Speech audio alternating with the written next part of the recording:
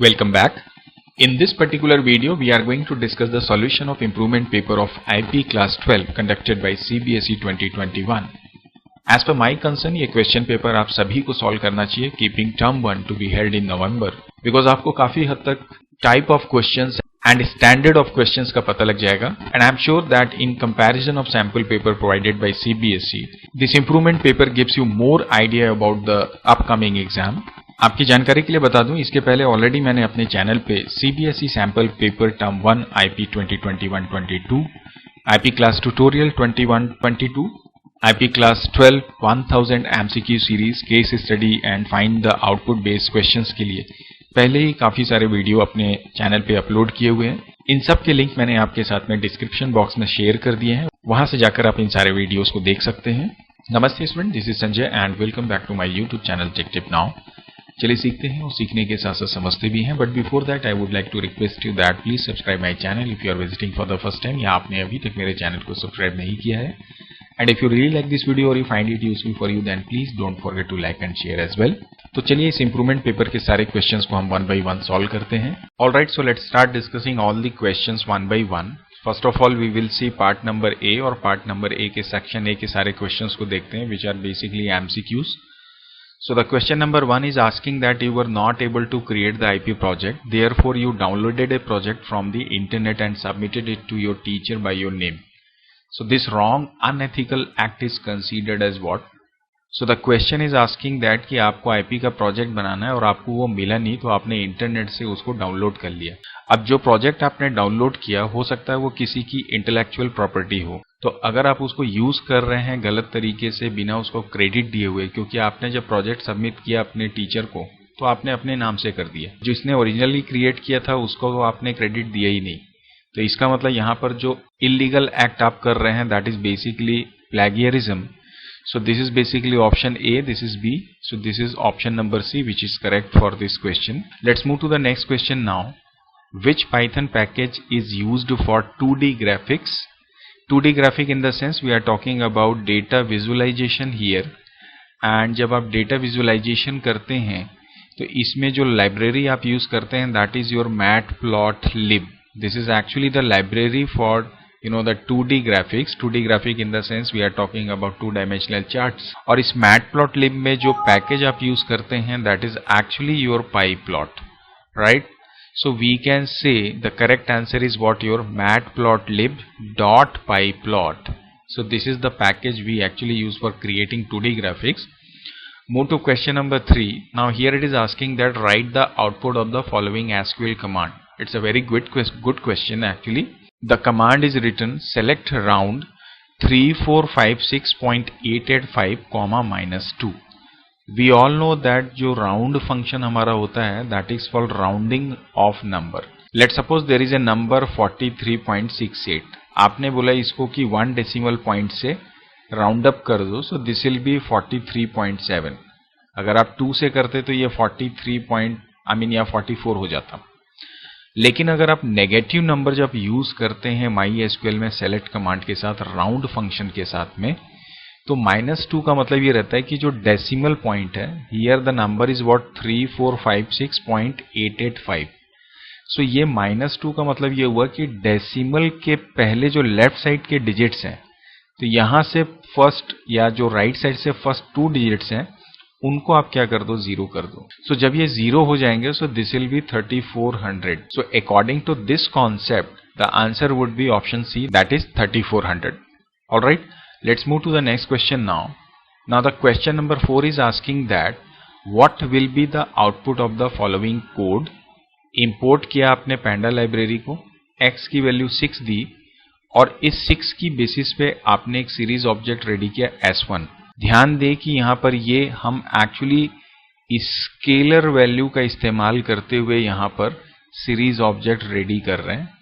जब भी आप कोई स्केलर वैल्यू, मतलब ये एक सिंगल वैल्यू है और जब स्केलर वैल्यू आप दे रहे हैं तो उसके साथ उसका रो इंडेक्स नंबर भी आपने मेंशन कर दिया है. तो रो इंडेक्स का मतलब these are the rows 1 2 3 4 6 8 and 9.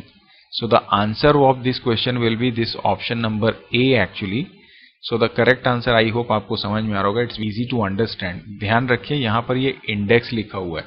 तो जब ये इंडेक्स लिखा हुआ है तो जाहिर सी बात है ये रो को ही इंडिकेट करेगा। वैसे भी आपकी जानकारी के लिए मैं बता दूं कि अगर आप सीरीज सपोज मेथड इस्तेमाल करके कोई सीरीज ऑब्जेक्ट रेडी कर रहे हैं और यहाँ पे इंडेक्स की जगह कॉलम लिखा होता है, हालांकि स्केलर के केस में नहीं है, मैं इन जनरल आपको बता रहा हूँ कि अगर यहाँ पे कॉलम होता तो भी आप समझ जाते हम कॉलम की लेबलिंग कर रहे हैं like this. Alright, move to the question number 5 now. Here it is asking that which one of the following is an attribute of the series in pandas to set the index label for the given object. Now हम जब series बनाते हैं तो अभी जैसे मैंने आपको बोला कि हम मैनुअली भी इंडेक्सिंग कर सकते हैं, मैनुअली मतलब हम खुद के लेबल दे सकते हैं।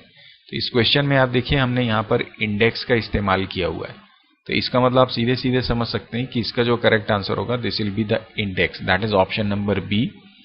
Question number 6 is now asking that using Python matplotlib, dash can be used to display the information as a series of data point. Series of data point means what? This is your chart.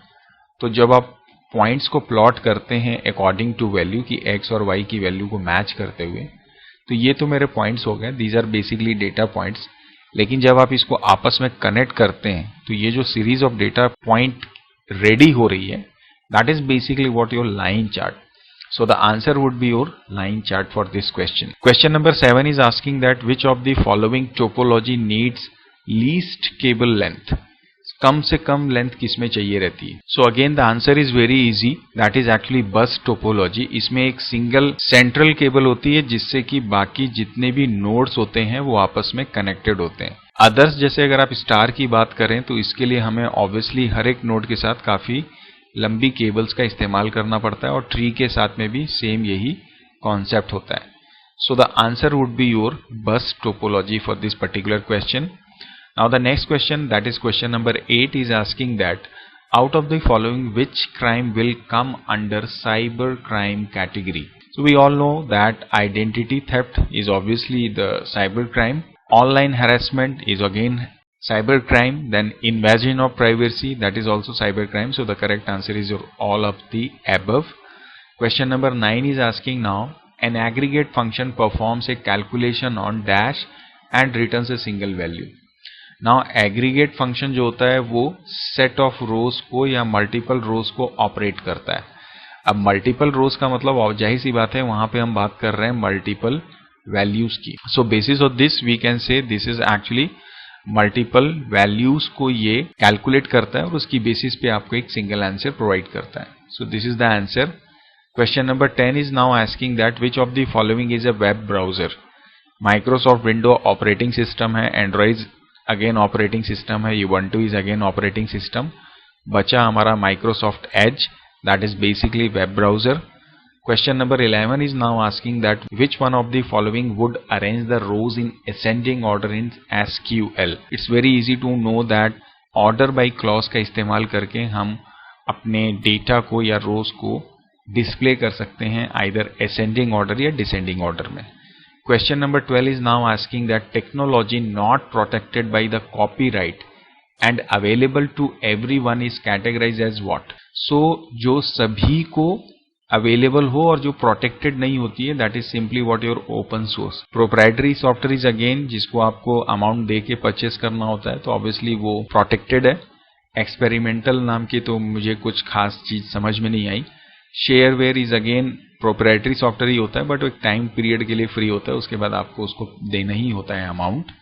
Question number 30 is asking that what will be the output of Python programme. हमने ये import किया, यहाँ पर एक list है values के साथ में, ये स्ट्रिंग वैल्यूज हैं। इसके बाद में यहाँ पे डेटा फ्रेम रेडी हुआ, ये आई हमने यहाँ पे लिया और इसका इंडेक्सिंग कर दिया, तो ये 1 2 3 4 5 हो गया।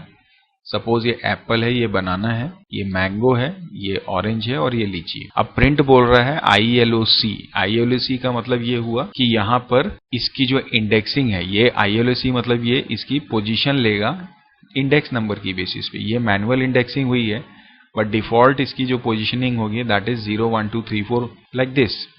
अब यहाँ पे ये 1 मतलब ये 1 से शुरू करेगा और 3 बोल रहा है। सो जब आप ILOC को यूज करते हैं डेटा एक्सट्रैक्ट करने के लिए, वी ऑल नो दैट कि जो एंड इंडेक्स होता है that is always excluded from the result. So ये फर्स्ट आई मीन 1 और 2 को ही ये डिस्प्ले करेगा. So basis on this the answer would be 2, 3 banana and what your mango. So this is how we can get the answer of this question. Question number 14 is asking that Indian law to deal with cybercrime is what? तो we simply know that IT Act है हमारे Indian government में जो इन cyber crime से निपटने के लिए उसमें सारे ही लॉस बने हुए हैं. Next question is now question number 15. It is asking that a dash is a collection of interconnected dash designed with a goal in a mind.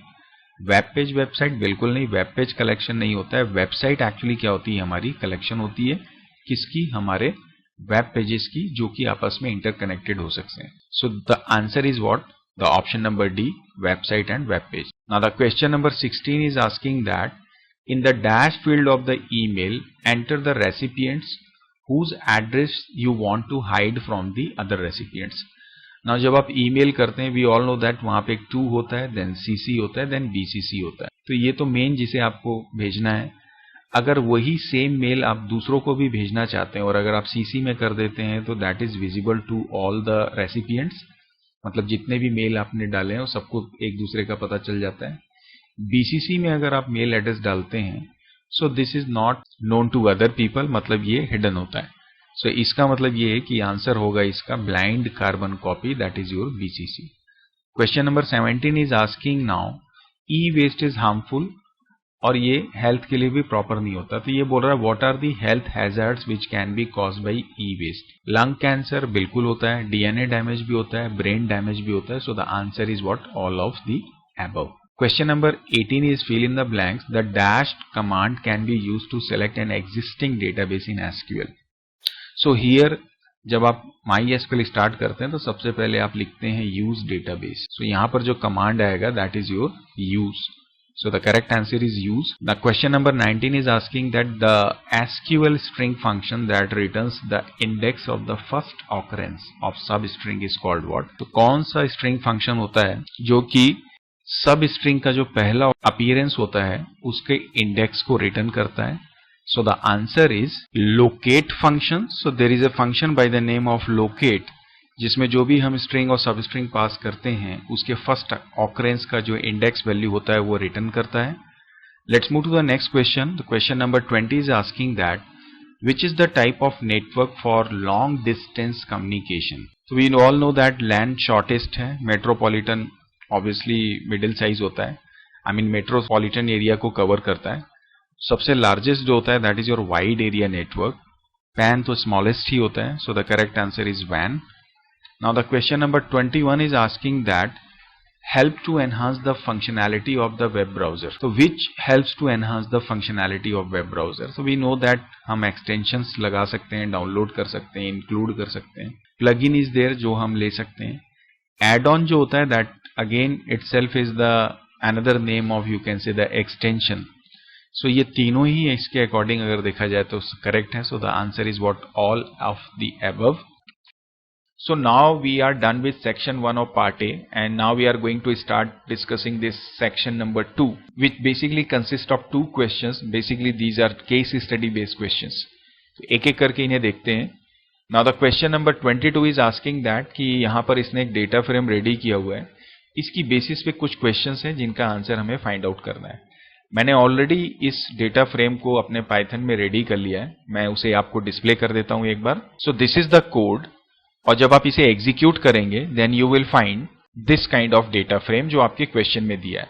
Now the question is asking that write down the command to display the following values. Like इस format को हमको display करना है. Means रो number 2 जो है that is basically roll number 2, ये हमें display करना है.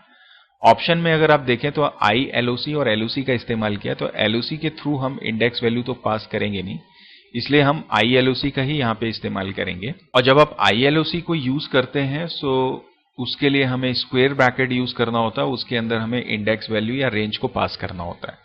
तो बेसिस ऑन दिस फंडामेंटल अगर आप देखें प्रिंट df.iloc ब्रैकेट में 1, this is the correct answer. ये जो ILOC है यहाँ पे स्मॉल ब्रैकेट का इसने इस्तेमाल किया इसलिए ये एक्सेप्टेबल नहीं होगा. इसे मैं आपको एग्जीक्यूट करके भी एक बार दिखा देता हूं पाइथन शेल पे। सो this is my data frame, so I would write df.iloc और इसके ब्रैकेट में मैं सिंपली लूंगा 1 और जब आप इसे एग्जीक्यूट करेंगे you will see this is how it is showing the result जो यहां पर आपको दिख रहा है। Let's move to the question number 2 now. Here it is saying that the teacher want to know the highest marks secured by the student, which statement would help her to get the correct answer. Highest mark display करना है means इसके लिए हम method use करेंगे max का, लेकिन अगर आप लिखते हैं df.max so this will display all the columns with their highest value और यहाँ पे हमें particular column that is marks को डिस्प्ले करना है। सो हम लिखेंगे यहाँ पे df, किसी भी कॉलम की वैल्यू को एक्सेस करने के लिए हमें उसे उसके स्क्वायर ब्रैकेट में इस तरह से पास करना होगा एंड इसके बाद में हम डॉट लगा के यहाँ पे मैक्स मेथड को कॉल करेंगे। तो जब आप इसे एग्जीक्यूट करेंगे तो इस क्वेश्चन का आंसर आपको मिल जाएगा। तो जैसे मैंने यहाँ पे सिंटेक्स लिखा अकॉर्डिंगली अगर आप देखेंगे df ब्रैकेट में मार्क्स, तो चूंकि यहाँ पे इन्वर्टेड कॉमा नहीं है इसलिए ये नहीं होगा, यहाँ पे इस df.max भी नहीं होगा और df कोटेशन में मार्क्स मैंने लिया सही है, डॉट मैक्स करेंगे सो this is the correct answer और यहाँ पे स्मॉल ब्रैकेट लिया इसलिए ये भी एक्सेप्टेबल नहीं होगा। तो ऑप्शन सी जो है this is the correct answer. चलिए इसे भी एग्जीक्यूट कर लेते हैं। सो मैं यहाँ पे लिखता हूँ df और इसके ब्रैकेट में जाके लिख देता हूँ मार्क्स एंड इसके बाद में मैं लिखता हूँ यहाँ पे मैक्स एंड जब आप इसे एग्जीक्यूट करेंगे तो इट इज शोइंग अस 87.5। लेकिन अगर आप लिखते df.max ओनली तो ये सारे ही कॉलम्स को देखिए उनकी लार्जेस्ट वैल्यू के साथ आपको रिजल्ट को दे देता। तो ये तो बात हुई मेरे क्वेश्चन 2 की। Question 3 is asking that which of the following statement will add new column fee as what your third column, और ये वैल्यूज इसकी दी हुई है। So there are methods given insert, add और अपेंड। इंसर्ट की जहां तक बात है ऑब्वियसली ये कॉलम को ऐड करने के लिए करते हैं तो ये इंसर्ट ही यहां होगा। ऐड मेथड जो होता है वो बेसिकली एग्जिस्टिंग डेटा फ्रेम में जितनी भी वैल्यूज होती है उनको अपडेट करने के लिए हम यूज करते हैं। मतलब एक डेटा फ्रेम है जिसमें लाइक 4, 6, 8, 9 वैल्यूज है, अगर आप df.add करके इसमें पास करते हैं 2, let suppose this is not correct syntax बस I am just telling you, तो जब आप 2 ऐड करेंगे तो जितने भी एलिमेंट्स है वो 2 से इंक्रीमेंट हो जाएंगे लाइक दिस। सो ऐड यहाँ पे नहीं होगा। अपेंड जो होता है that is for merging data frames, मतलब एक डेटा फ्रेम की वैल्यूज को दूसरे डेटा फ्रेम में अपेंड कर देना, तो ये भी नहीं होगा। बचा हमारा इंसर्ट मेथड। जब भी आप इंसर्ट मेथड यूज करते हैं सबसे पहले आपको लोकेशन बतानी होगी दैट इज पोजीशन। पोजीशन के बाद में आपको कॉलम का नाम एक्सप्लेन करना होगा और उसके बाद में आप क्या देते हैं यहाँ पे वैल्यूज देते हैं। बेसिस ऑन दिस फंडामेंटल अगर आप देखें तो यहाँ पे लोकेशन 2 तो सही है लास्ट ऑप्शन में, but fee equal to direct कर दिया है जो कि अप्रोप्रिएट नहीं है। So basis on this fundamental और the syntax option A is correct for this question. मैं इसे भी रन करके आपको दिखा देता हूँ। So this is my Python shell. मैं जल्दी से यहाँ पे कोड लिख देता हूँ। So you all can see this is the command. जब आप इसे एग्जीक्यूट करें तो ये एग्जीक्यूट हो गया and now you can notice here मेरा ये जो फी कॉलम है वो यहाँ पर ऐड हो चुका है। So this is how we can get the answer of this question. Move to the next question now. Here it is asking that which of the following command is used to remove the column age. We all know that कि जब भी किसी existing data frame से आपको किसी column को remove करना हो, इसके लिए हम मेथड इस्तेमाल करते हैं drop का।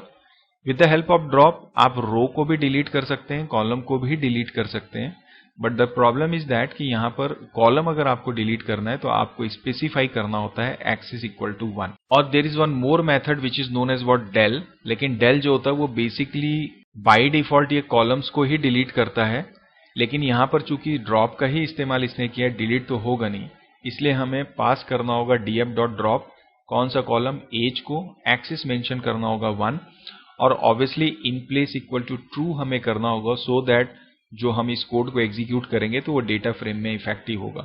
सो the correct answer for this question is what df.drop। Let's move to the next question.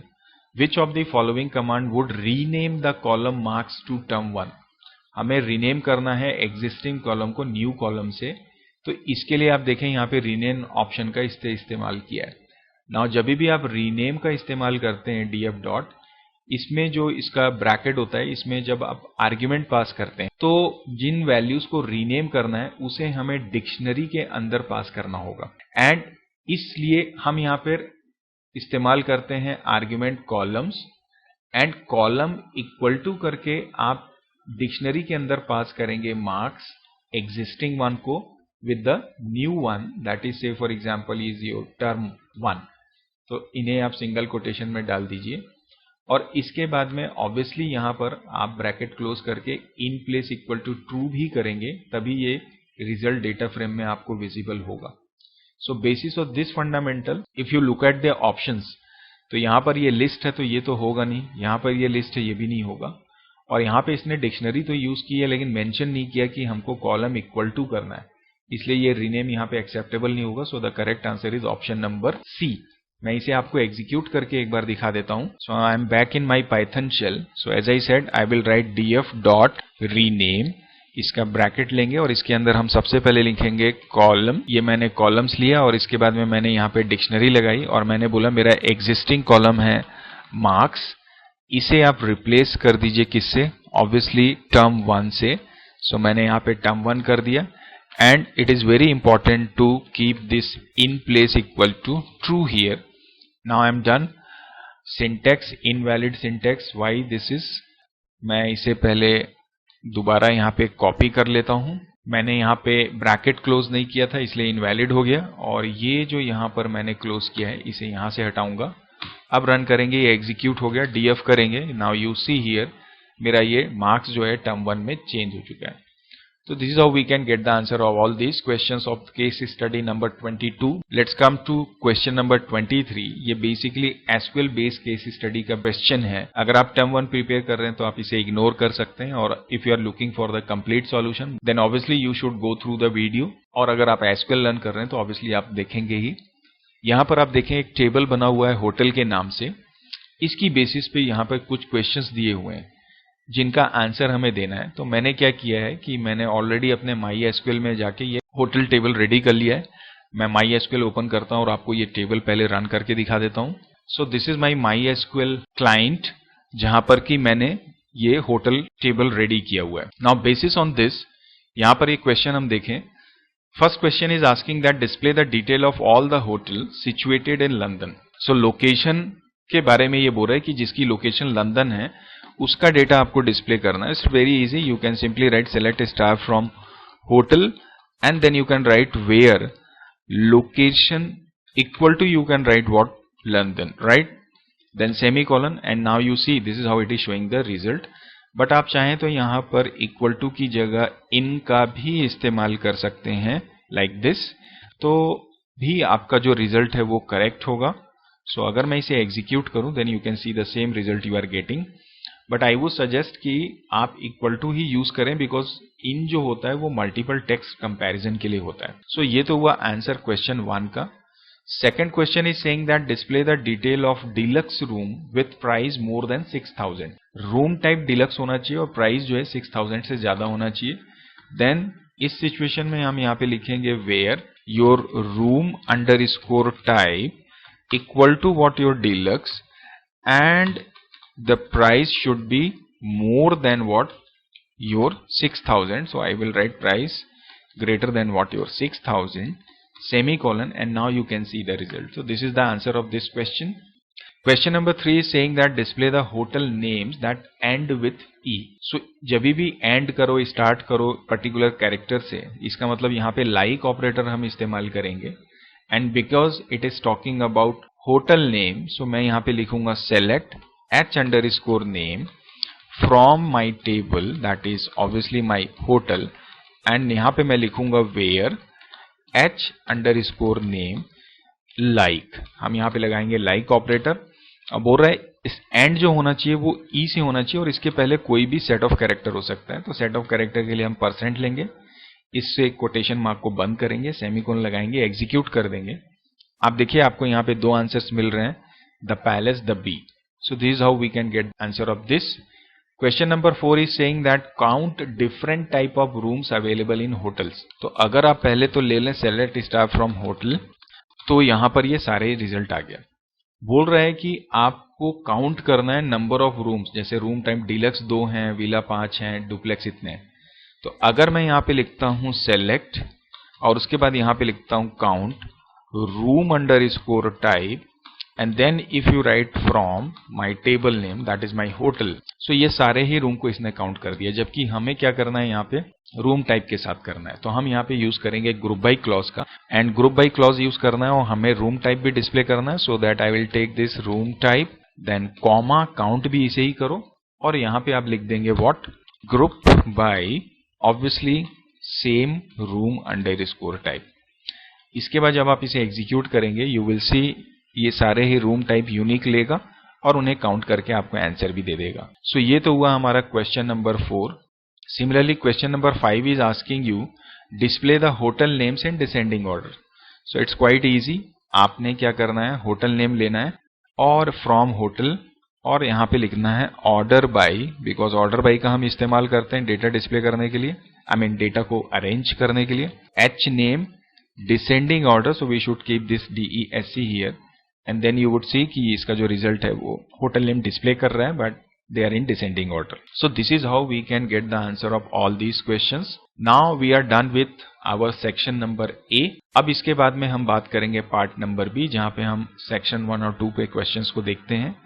यहाँ पर ये चॉइस बेस्ड तो नहीं है, एक्चुअली ये इस साल का इम्प्रूवमेंट पेपर है, टर्म 1 से सारा चॉइस है, इसलिए हम फिर भी इसको सॉल्व करेंगे। The first question is asking that write a program to, I mean Python program to create the series based on this happy के सारे अल्फाबेट्स की बेसिस पे। इसका कोड आप क्या लिखेंगे, right?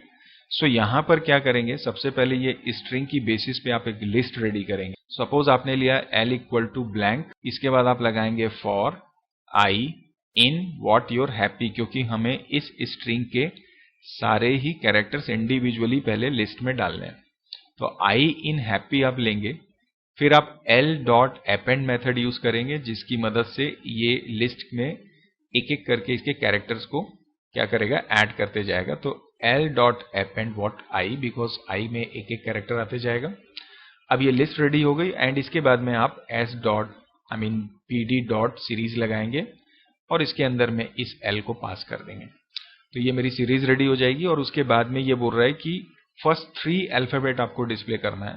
So you would write print bracket में S, first 3 मतलब आप क्या कर देंगे :3, तो ये फर्स्ट 3 एलिमेंट्स को यहां से प्रिंट कर देगा।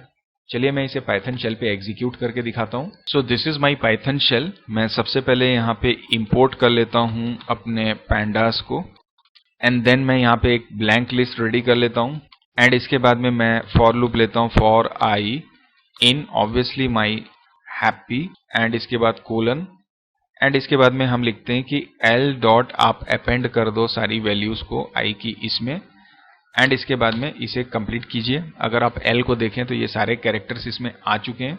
मैं इसे आपको बड़ा करके दिखा देता हूं। इसके बाद में आप यहाँ पे एक सीरीज बना दीजिए pd.series, एंड इसके ब्रैकेट में आपने L को पास किया, देन आप सिंपली डिस्प्ले करें S:3। So you will see ये फर्स्ट 3 कैरेक्टर्स को display. So this is how we can get the answer of this question. Move to the next question. So ये तो बात हो गई 24 की। 25th is saying that Ronak wanted to display the list of employees who did not get commission, therefore he wrote the following query. ये code लिखा है select employee name from employee where com equal to null, but उसको answer नहीं मिल रहा है। तो आप क्या करेंगे, यहाँ पे com equal to की जगह हम लिखते हैं com is what your null।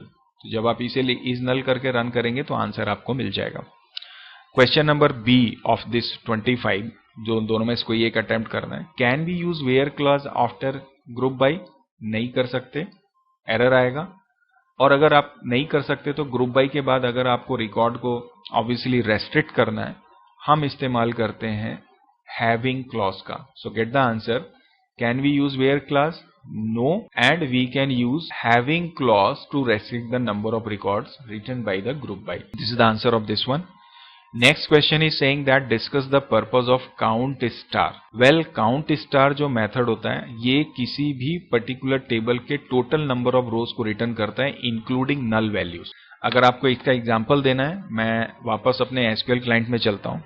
अगर आप देखें यहाँ पे लिखा हुआ है select star from my table name hotel. So it is showing us all the records. तो कोई भी टेबल आप ले लें और इसके बाद आप लिख लें select, then you can simply write count, and in bracket you can write what star, and then obviously my table name like this hotel. It will show you what total number of records 5. So ये तो बात हुई हमारे count star की. After that here it is saying that यहां पर ये दो सीरीज बनी है. क्वेश्चन नंबर 27, ए और बी. स्टेटमेंट लिखना है दोनों को ऐड करने के लिए. Simply you can write print a plus b. आप इस तरह से लिख दीजिए और इसमें यहां पे आप कर दीजिए print a into b. That's it.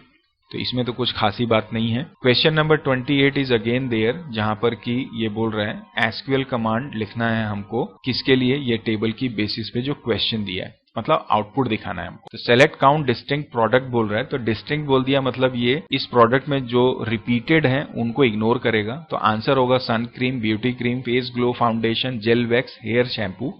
और ब्यूटी क्रीम को ये यहां से कंसीडर नहीं करेगा आंसर में. Question number 2 is saying that select product, मतलब प्रोडक्ट सेलेक्ट करो. अब प्राइस को सेलेक्ट करो from table name where product like %m, मतलब जितने भी प्रोडक्ट जिनके नाम m से एंड हो रहे हैं उनको डिस्प्ले करो विद देयर प्राइस. तो पहला तो ये सन क्रीम आएगा यहाँ पे, आप देख सकते हैं. उसके साथ उसका जो भी प्राइस है वो दिखेगा. फिर आपका ब्यूटी क्रीम दिखेगा यहाँ पे, मैं शॉर्ट में लिख देता हूँ बी क्रीम. इसका जो वैल्यू है 5400. फिर फाउंडेशन नहीं होगा, वैक्स नहीं होगा, शैम्पू नहीं होगा. फिर से ये ब्यूटी क्रीम यहाँ पे आ जाएगी और इसका जो आंसर है दैट इज 1200, वो यहाँ पे आ जाएगा. So this would be the answer. Move to the question number 29. Now here it is asking that find the output of the following SQL queries. यहाँ पर आप देखें सेलेक्ट सब स्ट्रिंग, ब्रैकेट में ये इनोवेशन लिखा हुआ है, then comma 3,4. Now this substring is basically to extract the substring from the given string you can say. तो आप इनोवेशन को देखिए, ये बोल रहा है कि जो पहला आर्गुमेंट 3 है that is the starting position of the substring and total number of characters are 4. So it will be 1, 2 and 3. So this will start from N, then 4 characters OVA. So the answer will be Nova. Let's move to the question 2 of this. Select right, innovation again, then comma 5. मतलब right side से आपको मतलब end के जो 5 characters है वो दिखाने हैं. तो 1, 2, 3, 4 and 5. So the answer will be ATION. So this is how we can get the answer of this. The B part of this question is asking that find the output of this following SQL query again. Now here it is using what INSTR method, जो basically in string है, जो इसकी position return करेगा जो character को हमें find out करना है गिवन स्ट्रिंग से. सो V is what 1, 2 and 3. So the answer will be 3 of this question. And mod we all know that to find the remainder, so 5/2 definitely आपको return करेगा क्या? 1. So this is the answer of 29. The next question, 30 question is saying that consider the following data frame. This is the data frame. इसकी basis पे यहाँ पे 2 questions हैं, इनका हमको आंसर निकालना है. पहला बोल रहा है कि ये जितने भी स्टूडेंट्स हैं, ये जो स्टू टेबल है इसमें जितने भी रिकॉर्ड्स हैं उनको रिवर्स ऑर्डर में डिस्प्ले करना है, मतलब 4, 3, 2, 1 and 0. तो रिवर्स ऑर्डर में अगर आप इसे डिस्प्ले करना चाहते हैं, you can simply write what df.iloc and इसके बाद में रो के लिए हम कोलन लेंगे, it is actually colon, comma colon all rows and all columns and -1 कर देंगे. मैं इसे थोड़ा ठीक तरीके से यहाँ पे लिख देता हूँ. It should be df.iloc then colon comma -1. आप इसे एग्जीक्यूट करेंगे, आपको रिवर्स ऑर्डर में ये डिस्प्ले कर देगा. आप ILOC की जगह LOC में भी जाके ये कोलन कॉमा -1 कर देंगे तो भी ये रिवर्स ऑर्डर में डेटा डिस्प्ले कर देगा. Add a new row in the data frame student with values this. किसी एग्जिस्टिंग डेटा में यदि आपको नया रो ऐड करना है, मीन्स यहां पर आपका ऐड करना है, तो मतलब हमें सबसे पहले तो डेटा फ्रेम के एंड पोजीशन पे जाना होगा. तो इसके लिए हम क्या करेंगे, पहले तो आप लेंगे डेटा फ्रेम डॉट LOC, क्योंकि आप LOC को यूज कर सकते हैं नया रो ऐड करने के लिए. नाउ फर्स्ट जो पोजीशन होती है दैट इज ऑब्वियसली योर रो के लिए.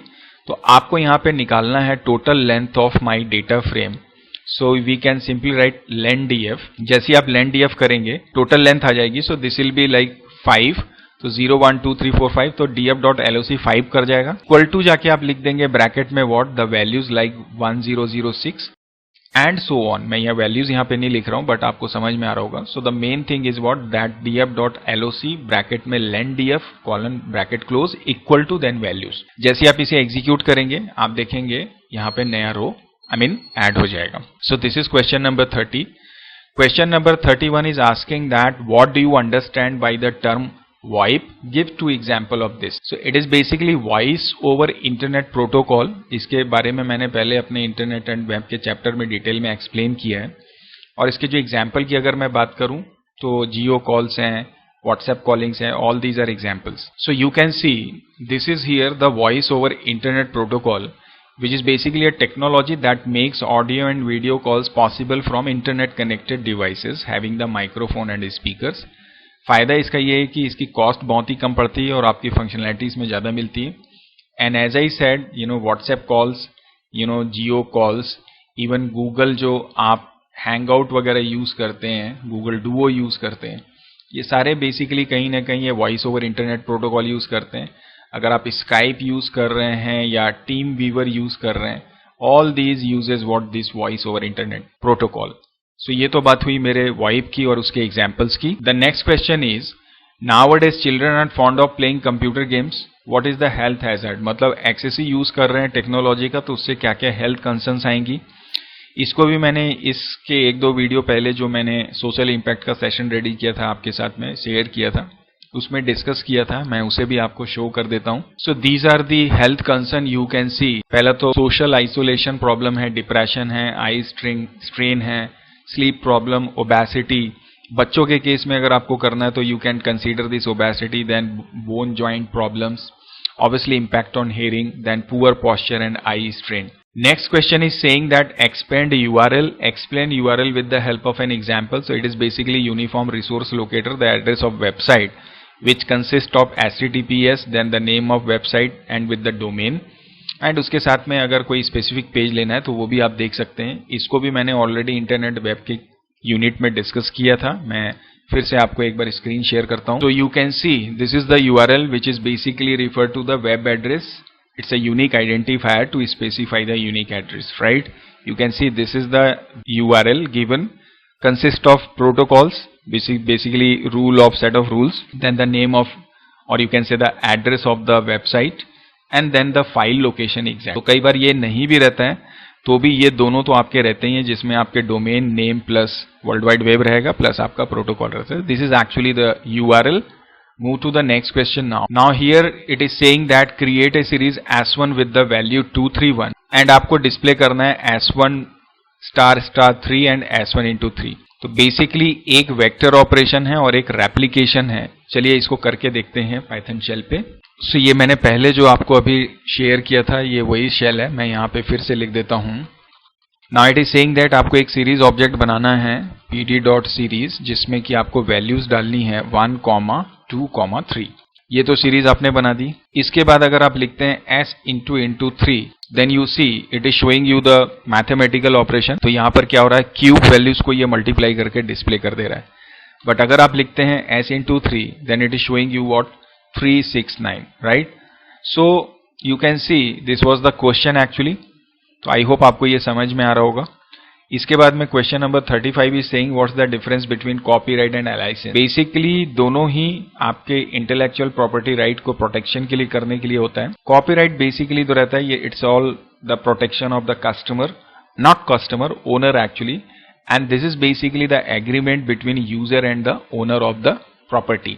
चलिए इसके डिफरेंस को मैं आपको बताता हूं. इसको भी मैंने सोशल इंपैक्ट में डिस्कस किया था. सो you can see the difference between both. Copyright is basically the legal term ensure ownership of the intellectual property. किसी भी व्यक्ति ने अगर कोई अपनी प्रॉपर्टी रेडी की, कोई डिजाइन किया, आर्ट वर्क किया, सॉफ्टवेयर डिजाइन किया, उसको उसकी पूरी अधिकार दिलाना जिसपे उसका पूरा राइट हो, that is legally done by copyright. And जब लाइसेंस की बात आती है तो वही ओनर अपने यूजर के साथ एग्रीमेंट कर सकता है कि आप इस मेरे सॉफ्टवेयर को या मेरी इंटेलेक्चुअल प्रॉपर्टी को किस तरीके से कितनी मात्रा में यूज कर सकते हैं. Then copyright is all about the protection of original work, and this is what the legal right of using what the original work. That's what the difference between license and copyright. Let's move to the next question now. Now here it is asking you that what do you understand by the IPR, intellectual property right, and why is there a need to protect intellectual property right? तो intellectual property right का मतलब कोई भी work जो आप अपने intellect से करते हैं, चाहे वो कोई आर्ट वर्क हो, चाहे वो लिटरेरी वर्क हो, चाहे सॉफ्टवेयर डिजाइन हो, तो इन सारे वर्क को किसी को उसका ओनरशिप दिलाना, उसकी प्रोटेक्शन करना, ताकि उसकी प्रॉपर्टी सेफ रहे, इन फ्यूचर वो मोटिवेटेड रहे ओनर नए इन्वेंशंस को करने के लिए, साथ ही साथ उसके अगेंस्ट उसको कुछ उसके बेनिफिट्स भी मिल सकें। तो इसको भी मैंने डिस्कस किया था, मैं इसकी भी स्लाइड आपके साथ शेयर करता हूं। सो you can see here, this is the intellectual properties. So basically it stipulates that creator has full right over an intellectual property and he can protect it. He can also decide how much intellectual property can be used and he can take its financial benefit as well. So ये important point है intellectual property and you all that it's the property that refers to the product developed by the person or organization by his reasoning power and intelligence. मैं यहाँ इसे detail में explain नहीं कर रहा हूँ, आई am just giving you the answer. आप चाहें तो मेरे इस सोशल इंपैक्ट के वीडियो को देख सकते हैं, ऊपर लिंक आपको डिस्प्ले हो जाएगा। Next question is about the consider the following graph. आपको ये ग्राफ रेडी करना है और एक्स और वाई का लेबल भी देना है। सो जब आप इस ग्राफ को देखें तो बेसिकली एक लाइन चार्ट है, तो यहां पर आप यूज करेंगे plt.plot। इसमें आप पास करेंगे एक्स और वाई को। एक्स की जो वैल्यू होगी, जो लिस्ट आप रेडी करेंगे एक्स में, this will be like 1 2, this is 1, this is 2, this is 3, this is 4 and 5। और इसके अकॉर्डिंग जो वाई एक्सिस की वैल्यू रहेगी, that is again this is your 12, this is your 14, this is your 13, then 15 and what your 18। मैंने इसका code ready किया है, मैं आपको दिखा देता हूं एक बार। So you can see this is the code. आपने matplotlib.pyplot को पहले इंपोर्ट किया, देन एक्स और Y values I mean list ready की, उनको प्लॉट मेथड में पास किया, एक्स लेबल में टेस्ट डिफाइन किया, वाई लेबल में मार्क सिक्योर्ड। अब अगर आप इसे रन करें then you will see this is how your chart is coming. So I hope आपको ये समझ में आ रहा होगा। नेक्स्ट क्वेश्चन में बढ़ते हैं। अगेन यहाँ पे दूसरा क्वेश्चन भी तकरीबन वही है कि आपको ये बार चार्ट रेडी करना है, ये वैल्यूज दी हुई है, तो इसके लिए भी जो कोड होगा वो मैं आपको दिखा देता हूं। सो you can see this is the code. यहाँ पे मैंने एक्स लेबल पूरा नहीं लिखा है और वाई लेबल नहीं लिखा है, आप उसे कंप्लीट कर लेंगे, बट अगर आप इसे रन करें then you will see this is how it is coming, right. एक चीज मैं आपको बता दूं कि यहां पर अगर आप ध्यान दें तो ये एक्स वाई जो पिछला लाइन चार्ट का था उसको मैंने लिया था, तो आप इसे रिमूव भी कर सकते। Now move to the next question. Here it is saying that what do you mean by data visualization and discuss it briefly. It is for visually impaired students.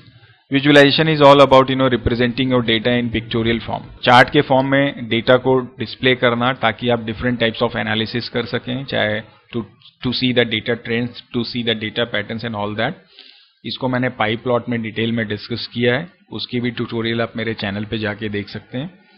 जब इसके name one of the most commonly use python library, so we all know that matplotlib is the library and इसके अंदर जो package हम use करते हैं that is your obviously pyplot, right. It's actually pyplot. Then it is saying the purpose of these charts.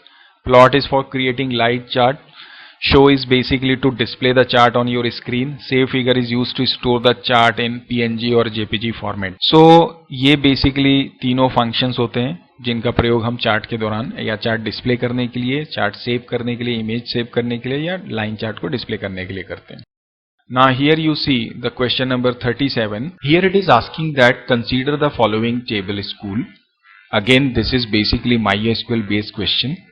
सो यहाँ पे already एक table बना हुआ है स्कूल के नाम से और इस टेबल की बेसिस पे कुछ क्वेश्चंस हैं, बेसिकली 3 क्वेश्चंस हैं जिनके लिए हमें क्वेरी लिखनी है। क्वेश्चन ए, आई मीन 37 का A is asking that display the total number of students in each house where number of students are more than 2। ये जो क्वेश्चन है ये बेसिकली समरी जनरेट करने के लिए बोल रहा है। समरी किसकी? एक्चुअली ये फाइंड करना चाहता है कि हाउस की बेसिस पे टोटल स्टूडेंट्स को हमको काउंट करना है। सो यहाँ पर हम ग्रुप बाई स्टेटमेंट यूज करेंगे एंड ग्रुप बाई स्टेटमेंट में हमें ग्रुपिंग करनी होगी हाउस की बेसिस पे और काउंटिंग हम किसी भी फील्ड को ले सकते हैं, बट हम परसेंटेज को यहाँ पे ले लेते हैं। तो इसकी बेसिस पे करना है और साथ में एक कंडीशन ये भी है कि जब आप ग्रुपिंग करेंगे तो जो टोटल काउंट आएगा अगर वो 2 से ज्यादा है तभी आपको वैल्यूज को डिस्प्ले करनी है। तो मैं इसका कोड आपको लिख के बताता हूं बिकॉज यहाँ पे स्पेस नहीं है तो मैं अलग से शीट में इसे लिखता हूं। So like I said, first of all we will take this select. मैंने बोला हमें हाउस की बेसिस पे ग्रुपिंग करनी, इसलिए मेरा हाउस लिया मैंने। काउंट मुझे करना है, इसके लिए फिलहाल तो आप कोई भी फील्ड ले सकते हैं, but I am taking this percentage here. Percentage को लेने के बाद obviously the name of my table that is basically the student and इसके बाद में यहां पर हम बोलेंगे it should be grouped by, so group by again my house and इसके बाद में हम यहाँ पे कंडीशन लगाएंगे हैविंग। हैविंग का मतलब जो काउंट हमने किया it should be greater than 2। So I can simply write count, then what your percentage, and percentage should be greater than what 2, and put this semicolon. So this is the code actually, or the query you have to execute for the asked question. Now the next question is asking that display the average percent of girls and boys, right? So again यहाँ पे average percent of girls and boys बोल रहे हैं, मतलब again ये group by clause होगा जिसकी basis पे हमें समरी जनरेट कर रही, बट दिस टाइम हमें एवरेज निकालना है. सो मेल का एवरेज कितना है, बॉयज का, और female in the sense girls का कितना है, वो बेसिस ऑन जेंडर. तो इसका भी जो क्वेरी होगा वो तकरीबन सेम होगा जो अभी मैंने आपको बताया. मैं इसका भी आंसर आपको लिख के बताता हूं. सो यहां पर इट शुड बी सेलेक्ट, हमें जेंडर को सिलेक्ट करना है. पहले जेंडर सिलेक्ट करने के बाद हमें एवरेज निकालना है. So I will take this AVG and इसके अंदर में हम डाल देंगे परसेंटेज, एंड इसके बाद में my table name, that is obviously my student. Student लेने के बाद में हम यहाँ पे बोलेंगे it should be group by your gender. So मैंने यहाँ पे लिखा gender and that's it. So ये हो गया मेरा सेकंड का answer. Next question is asking display the minimum percentage secured by the student of class 10. तो यहाँ पे सीधे सीधे हमें एग्रीगेट फंक्शन लगाना है. So we can simply write select and then simply, because we have to find the minimum, so we can take this minimum percentage again, and after that simply from school. So this is the answer for this question. Now the next section 3 we are in. हमारा section 2 भी complete हो चुका है. इसमें 38th question में ये बोल रहा है कि we have to write a program in Python pandas to create the following data frame. Now this is the data frame हमें create करना है. Basis on this we have to find the or write the command for the question being asked, right? So यहाँ पर ये बोल रहा है display the columns country and population. तो ये display करना है हमें column, country and population. So what I do, मैं चलता हूँ Python shell पे और वहाँ पे इसका कोड आपको रन करके दिखाता हूँ. So you can see this is the data frame. अब चूंकि मुझे country and population को display करना है, so I can take the help of this LOC. And इसके अंदर पे मैं पहले तो चूंकि हमें रो की रेंज देनी होती है इसलिए मैं कोलन लगा रहा हूं. इसके बाद में मैं यहाँ पे लिख दूंगा कंट्री, एंड कंट्री से लेकर मुझे चूंकि पॉपुलेशन तक लेना है इसलिए मैं यहाँ पे लिखूंगा population. And we all know that जब आप एलओसी यूज करते हैं तो जो आप एंड इंडेक्स देते हैं that also get included in the result basically.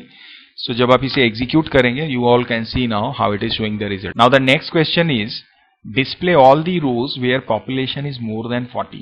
इस क्वेश्चन में हमें बुलियन एक्सप्रेशन रेडी करना है. So more than 40 in the sense df population greater than 40, और फिर उसे हमें डिस्प्ले करना है. तो इसका भी कोड हम देखते हैं. So first of all like we would write df, then it should be population and then close this bracket. So when you execute it, it will show you true, false and all that. I think I did some mistake. मैंने column name सही नहीं लिया. So I again write it df, bracket में हम लिखते हैं population, and इसके बाद में it should be greater than what 40. अगर मैं इसे एग्जीक्यूट करूं तो देखिए ये ट्रू फॉल्स दिखा रहा है, बट मुझे इनकी वैल्यूज को डिस्प्ले करना है. मीन्स जो कंडीशन ट्रू है 40 से ज्यादा है उनको डिस्प्ले करना है. So what will I do, I take this df and इसके अंदर पे मैं इसको जाके लिख दूंगा यहां से. सो ये मैंने ले लिया. इसे अब हम एग्जीक्यूट करते हैं. सो you all can see now ये 40 से ज्यादा की वैल्यूज को दिखा रहा है. So this how we can get the answer. The next question is delete the last 2 rows. Again we go back to our Python shell. So this is my Python shell and this is my data frame. Now we all know that rows को delete करने के लिए we can use a method by the name of drop, but drop के अंदर bottom 2 rows को चाहिए तो उसके लिए हम यहाँ पे इस्तेमाल करेंगे df.tail का, जो एक्सट्रैक्ट करेगा बॉटम 2. तो चूंकि नीचे से लेना है इसलिए हम यहाँ पे -2 कर देते हैं. Then we take this dot index to get the index number in the sense row numbers. And यहाँ पे हमें mention करना होगा in place equal to true to make it effective. So मैं यहाँ पे equal to true कर देता हूँ. And after that when you execute and show, तो देखेंगे आप कि ये इसने bottom 2 rows को I think delete कर दिया है. Actually it should be -3. मैं अगर इसे -3 करता तो हम ज्यादा बेटर रिजल्ट कर पाते, बिकॉज -1, -2 देन -3. तो उसकी बेसिस पे इसे सही रिजल्ट मिलता. सो आई गेस आप इसे करेक्ट कर लेंगे. It should be -3. Let's move to the next question now.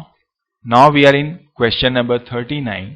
It is again SQL based, और यहाँ पर ये बोल रहा है कि आपको इन क्वेरीज के लिए एसक्यूएल फंक्शंस लिखने हैं. सो पहला क्वेश्चन है to display the name of week days for your date of birth.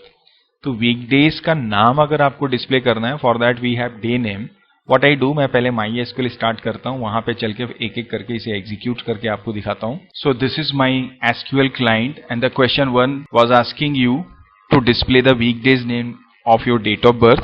So what you can do is select, then you take this method day name and इसके अंदर जो भी डेट आपने पास करनी है, so year, then month, then let's suppose this is 20. Alright, and जब आप इसे execute करें, put this semicolon also, you all can see the weekdays name it is showing us. Question number 2 is saying that to convert email ID to lowercase. Again we have lcase method for lowercase, so we can simply take this lcase और यहाँ पे suppose मैंने लिखा san@gmail.com and इसके बाद जब आप इसे execute करें, it should be actually quoted by this single quotation जो मैंने नहीं डाला था. so मैं फिर से इसे लिखता हूँ यहाँ पे select lcase and यहाँ पे मैंने ये single quotation mark डाल दिया. अगर आप इसे रन करें तो यू कैन सी ये स्मॉल लेटर्स में आपको डिस्प्ले कर रहा है. Question next is saying that to count the number of characters in your name we have for that length method. So आप लेंथ लीजिए और इसके अंदर जो भी आपका नेम है आप उसे डिस्प्ले करिए, it will show you the length. And the last question is saying that to display the first character of your name. Now display the first character of your name, it means for this you can use left method. So we can simply write select, then we take left and the string we want to display and मतलब उसके character को हमें display करना है. So this is Sanjay and first only one character, so I am taking this one only. जब आप इसे execute करेंगे तो it's showing us S. So this is how we can get the answer. Let's move to the next question now. Here it is saying that consider the table item with the following data and basis on this आपको इन questions के answer निकालना. So again यहाँ पे बोल रहा है display the first 3 characters of item name. So as we saw, हम यहाँ पे क्या करेंगे, select करेंगे. मैं इसे रन करके दिखाता हूँ. कोई एक टेम्पररी हम टेबल तो ले सकते हैं बट मैं सिर्फ यहाँ पे कोड लिख देता हूँ. सेलेक्ट लिया, you took this left and यहाँ पे टेबल का नाम हम दे देंगे जो भी है item name and then from my table that is suppose item and that's it. और चूंकि मुझे 3 कैरेक्टर्स को डिस्प्ले करना, so that I will write like 3. सो जब आप इसे एग्जीक्यूट करेंगे तो आपको इसका आंसर मिल जाएगा. आई गेस इसका नाम आइटम ही है. Next question is saying that display the month name for from the stock date. तो again the same thing, month name this time you want to display. So आप क्या करेंगे, यहाँ पे select MONTH name, month name of what your stock date and इसके बाद from item कर देंगे तो भी ये डिस्प्ले कर देगा result. Then it is showing the total price of the whole stock. So you can simply write select then sum of whole stock instead of this whole stock in the sense this is my price. So इसके लिए हमें code लिखना होगा. So we can simply write sum and then we can take this price here. So select sum price from item would be the answer and then it is saying that display the average price of all the stocks. So again we have to use this AVG method. सो आप लेंगे AVG और उसके अंदर में price डाल देंगे तो answer आ जाएगा. Then display all the price round off up to 2 decimal places. So we all know that round off करने के लिए हमें क्या करना होता है, ROUND राउंड लेना है.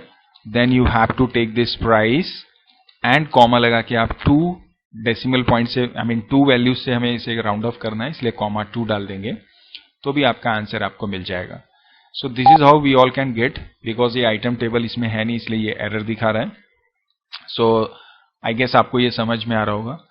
Now the final question, ABC International School Delhi has different wings as shown in the diagram. अब ये कंप्यूटर नेटवर्क की बेसिस पे ये एक 4 डिफरेंट विंग्स हैं. इनके बीच का यहाँ पे डिस्टेंस दिया हुआ है.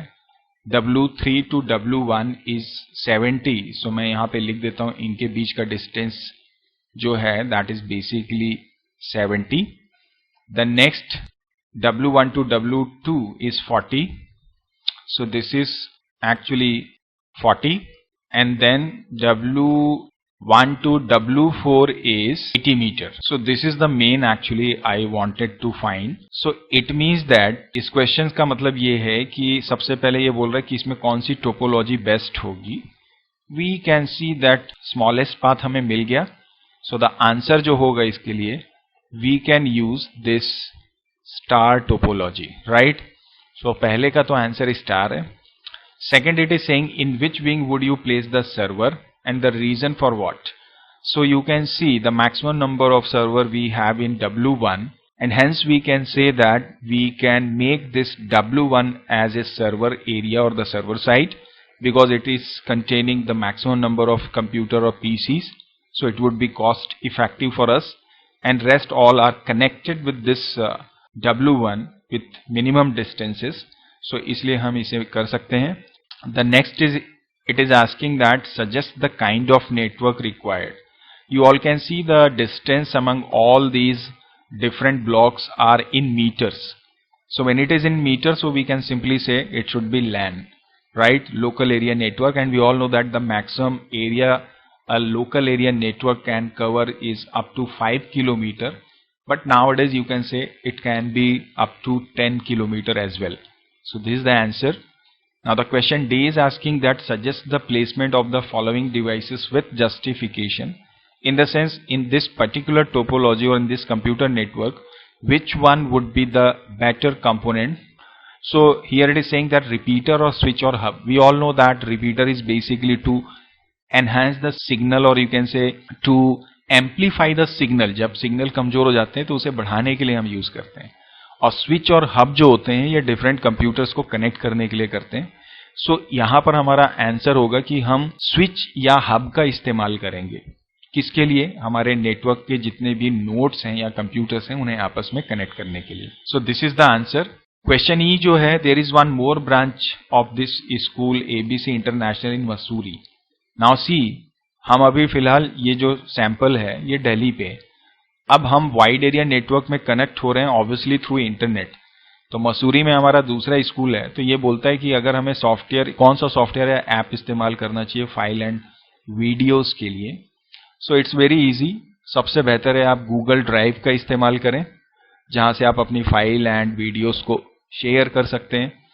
Classroom is there, Google classroom, जो nowadays 90% of the people in our country are using in this particular pandemic.